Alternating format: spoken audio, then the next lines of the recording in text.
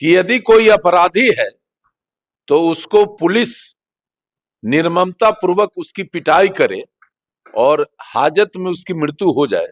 ये संविधान में कहीं नहीं लिखा गया है कि आखिरकार मेरे बच्चे का मृत्यु कैसे हुआ, डेड बॉडी कैसे टंगा हुआ है, और आप जवाब देने के बजाय आप उस पर लाठी चार्ज करते हैं। और जो अधिकारी इस पूरे घटनाक्रम में संलिप्त थे, चूंकि वो मेरा इलाका है, वो काफी बेईमान किस्म का अधिकारी। बहुत क्लियर कट कहता हूं कि यदि मैं थाने पर नहीं जाता कल और लोगों को नियंत्रण नहीं करता तो प्रशासन का मजाल नहीं था कि इस मामला को कंट्रोल करता। नमस्कार, आप फर्स्ट लुक बिहार देख रहे हैं और मैं हूं अभिषेक रंजन। आज बात कर रहे हैं बिहार के एक ऐसे नेता की जो नेता पुलिस से भिड़ गए जनता की हक की लड़ाई के लिए। अक्सर ऐसा देखने को नहीं मिलता है। हम बात कर रहे हैं पूर्व मंत्री इंजीनियर अजीत कुमार की। कल जिस प्रकार से काठी में एक युवक का शव जो है काठी थाना के हाजत में मिला था, यानी कि उसकी मौत हो गई थी, जिसके बाद पूर्व मंत्री इंजीनियर अजीत कुमार को सूचना मिला था कि काठी थाना के हाजत में ही एक युवक की मौत हो गई है। क्या कल सूचना मिला था मंत्री जी, जो आप एकदम गुस्से में कल लाल थे? कल देखिए, आपने कहा कि हम पुलिस से भिड़ गए। हम पुलिस से नहीं भिड़े। भारत का संविधान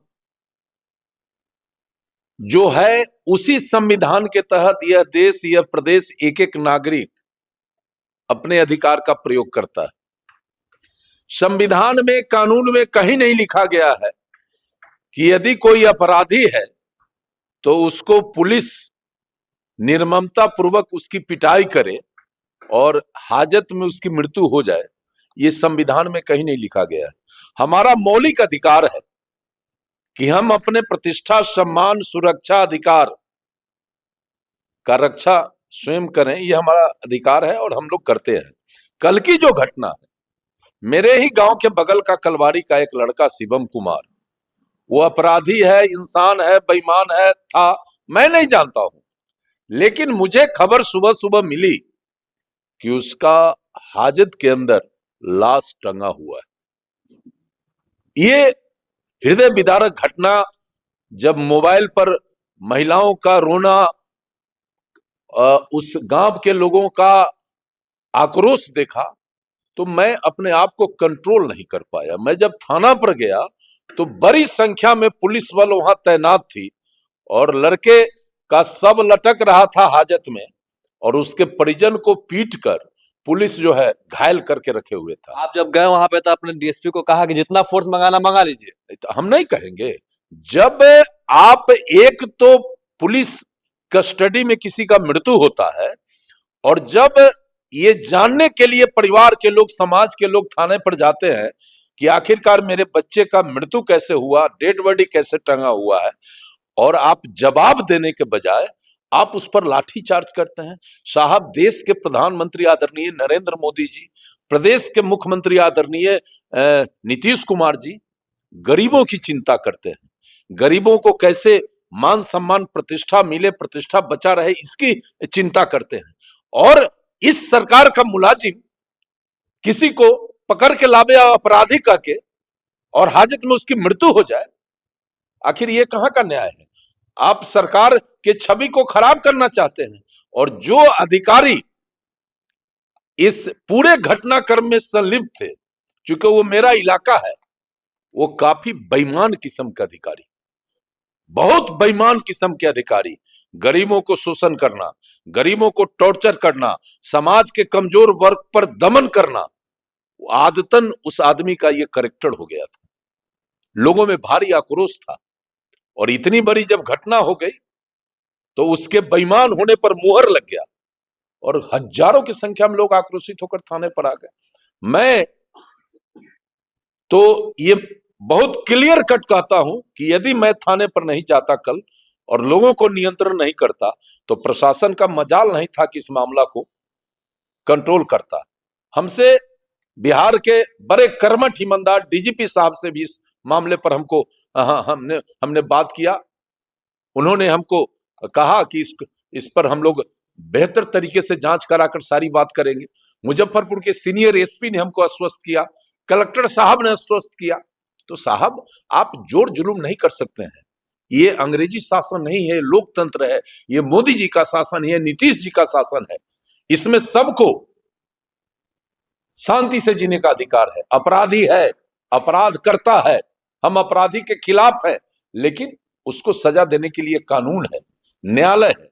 पुलिस को ये कहीं अधिकार संविधान कानून में नहीं दिया गया है कि किसी को पीट पीट कर मार के और हाजत में टांग दे, ये अधिकार किसी को नहीं है। बिहार में एनडीए की सरकार है। आपने कहा कल कि आपने पुलिस को आपने कहा कि नीतीश कुमार को आपने श्रद्धांजलि दे दिया, तो ये क्या गलत कहा मैंने? एक तरफ नीतीश जी और मोदी जी चिंता गरीबों का करते हैं, और वो झोपड़ी में रहने वाले लड़के को, ठीक है वो अपराधी था, उसके लिए कानून कार्रवाई करता। पुलिस को कहां पावर है कि उसको पीट पीट कर अधमरा करके और टांग दे? मैंने कोई गलत थोड़े कहा।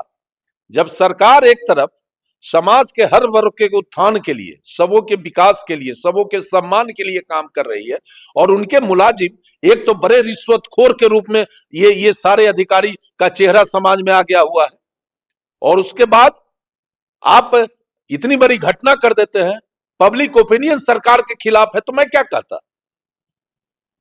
कहता? इसलिए राजनीति पीछे, पहले मानवता, पहले समाज, फिर राजनीति। इतना ज्यादा पुलिस फोर्स पूरा जिला का पुलिस काठी में उतरा हुआ था, आपको थोड़ा सा भी डर नहीं लगा? सबके हाथों में डंडा लाठी, सबके हाथों में। अरे भाई, पुलिस से अपराधी न डरता है, पुलिस से बेईमान न डरता है। पुलिस से इंसान डरेगा तो ये लोकतंत्र चलेगा। पुलिस से जब इंसान डरने लगेगा, उसी दिन लोकतंत्र इस देश में समाप्त हो जाएगा। पुलिस भी हमारे ही समाज का आदमी है, वो हमारा ही समाज से निकला हुआ वो आदमी अपने रोजगार के लिए पुलिस में काम करता है, उसको भी विवेक है, वो भी दिमाग से काम करता है। जहां जोर जुल्म अन्याय होगा, क्या पुलिस बंधुआ नहीं है किसी का कि जोर जुल्म अन्याय होगा, और अन्याय के कहने पर संभ्रांत, अन्याय के कहने पर इंसान, अन्याय के कहने पर समाज के अच्छे लोगों पर वो लाठी प्रहार करेगा? और पुलिस से जीवन में हमको डर नहीं लगा। क्या करेगी पुलिस? हो उनको भी कानून के तहत काम करना है। जब हमारे ऊपर कानून लागू होगा तो उनके ऊपर भी कानून लागू होगा। क्या करेगा पुलिस? और पुलिस अगर कुछ करेगा तो जनता की ताकत को आप समझते हैं? आप बगल में देख रहे हैं ना बांग्लादेश,